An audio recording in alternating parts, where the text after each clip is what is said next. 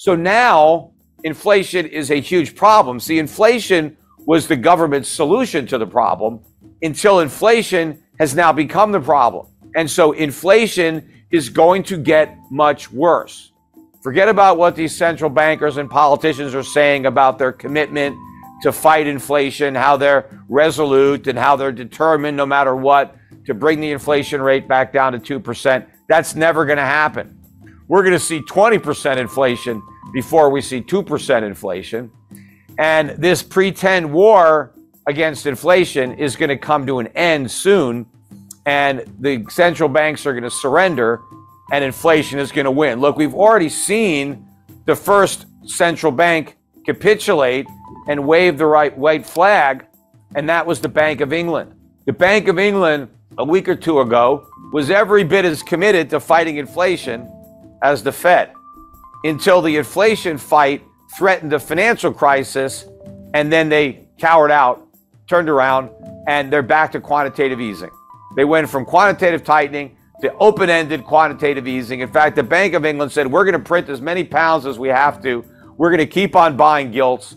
We're not going to let interest rates go up. They have to let interest rates go up. If you want to fight inflation, you got to let interest rates go up. But the other thing you have to do to fight inflation is to make government spending go down, because government spending is the source of that inflation.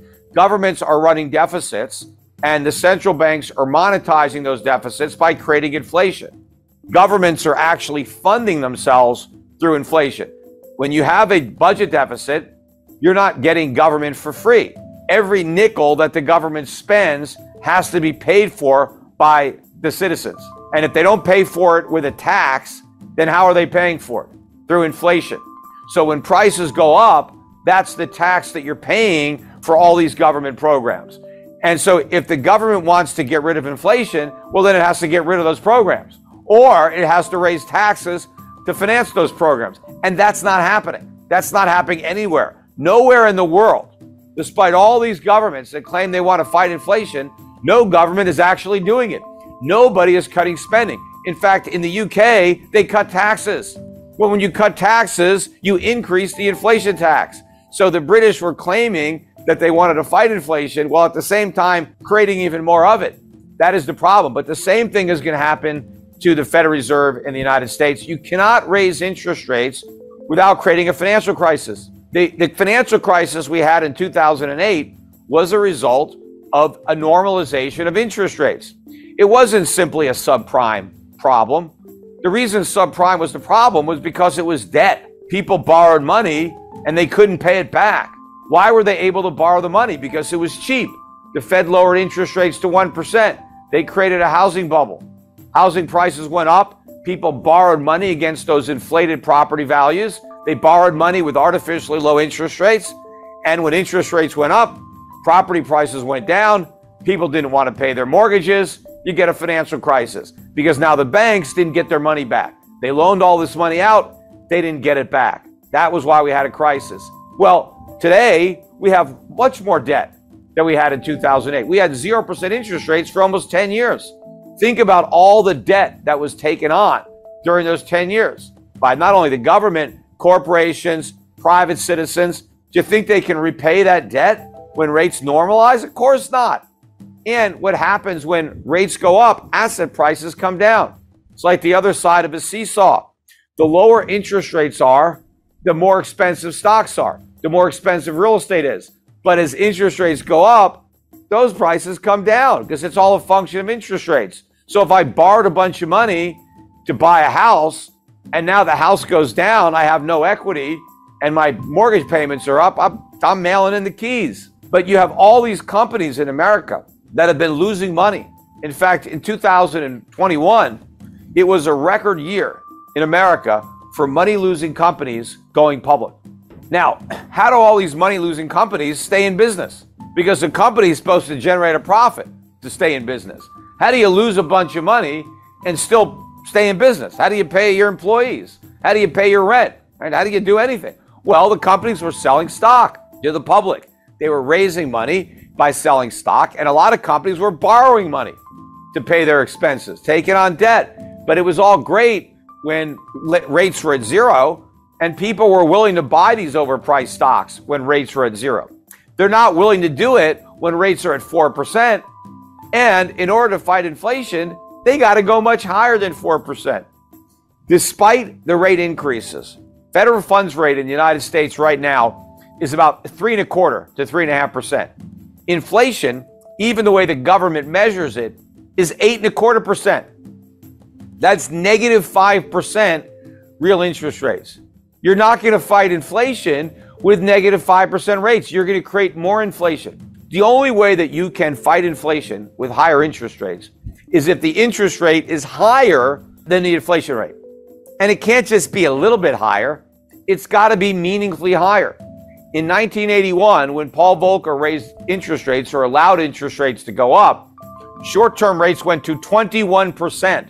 The highest inflation got was 13.5%. So that's what it took. People had real interest rates. The reason you need that is because you've got to stop people from spending money. That's what's the demand. It's spending.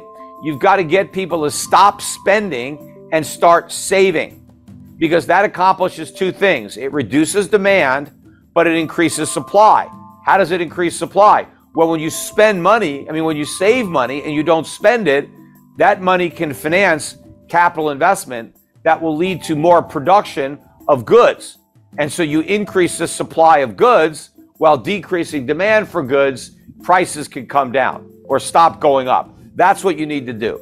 Now, if interest rates are negative, that is not going to encourage anybody to save. If rates are negative 5%, you're going to lose 5% a year on any money you save. Why the hell would you save? You wouldn't. You're going to spend your money as quickly as you get it. You're not going to save it and lose 5% a year. Now, if the Federal Reserve raised interest rates up to, let's say, 10% or 15%, then you might save your money. Hell, I could put my money in the bank and earn 15%. I'm not going to spend it. Even if inflation is 8%, I'm still 7% ahead. I'm going to save my money. I'm going to earn all that interest. I'm going to spend my money in the future, because then I'm going to be able to spend the interest that I earned on my money. That's what the Federal Reserve needs to do. But they're not doing that. Also, we are running $2 trillion a year deficits in the United States. Where's the money coming from? It's coming from the Federal Reserve, or it was. There's no other source, because if the Federal Reserve isn't going to print all that money, then the private sector is going to have to buy all those treasuries. But the private sector doesn't want those treasuries. Foreign central banks don't want those treasuries. They need to sell the treasuries they've already got. They don't need to buy any more. There is no way to finance these deficits, so the government has to cut spending. But they haven't cut any spending. In fact, if you look at the Inflation Reduction Act, that was a spending bill. They increased spending to fight inflation. How are you supposed to do that? It's the spending that is the source of the inflation, because the spending is being monetized by the central bank. So instead of fighting inflation, they created additional inflation. Instead of putting out the fire, they poured gasoline on the fire and just pretended that they were going to put it out. But everything we're doing, we're forgiving student loans.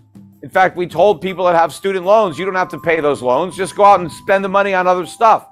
Buy more goods, buy more services, push the prices even higher. You see, the Federal Reserve and other central banks are at an inflection point. They're really in a situation where they're between a rock and a hard place, and they're damned if they do and they're damned if they don't.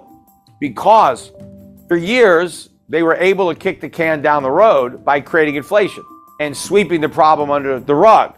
But now that inflation has become the problem, they can't solve the inflation problem by creating more inflation, because the solution to every problem has been inflation. The economy is weak, print money, lower interest rates. Companies are failing, let's bail them out. How do we pay for that? Print money, create inflation. So inflation has been kind of the one-trick pony. It's been a cure-all. Whatever ails us, just inflation is going to be the cure. Well, now that inflation is the disease, where's the cure? There is none.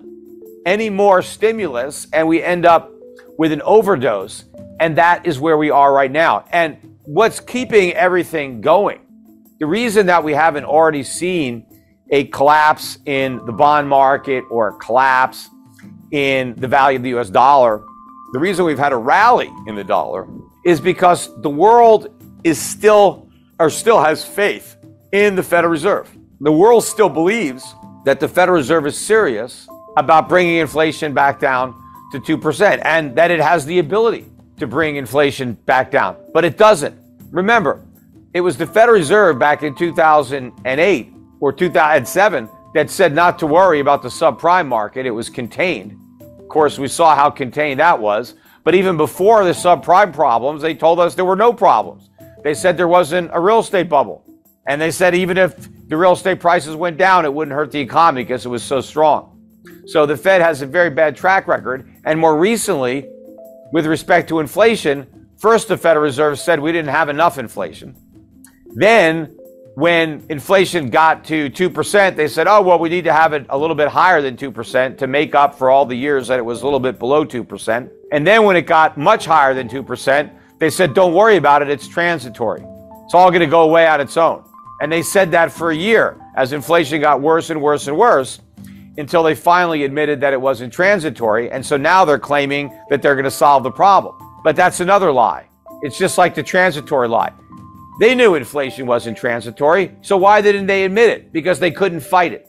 Because they knew that fighting inflation would crash the house of cards that was built on a foundation of inflation. Everything the Federal Reserve has done has been to artificially prop up an overly leveraged economy.